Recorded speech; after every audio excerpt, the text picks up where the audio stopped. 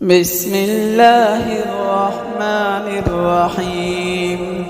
قال هل يسمعونكم إذ تدعون أو ينفعونكم أو يضرون؟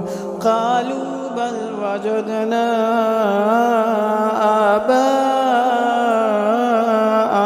كذلك يفعلون. قال أفرأيتم ما كنتم تعبدون أنتم وآباؤكم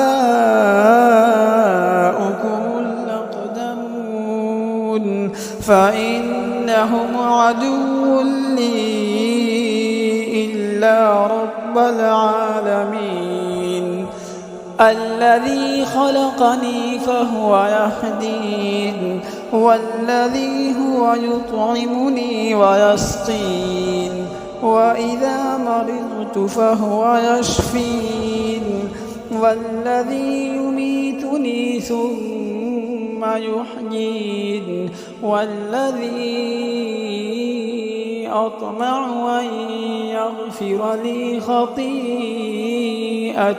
يوم الدين.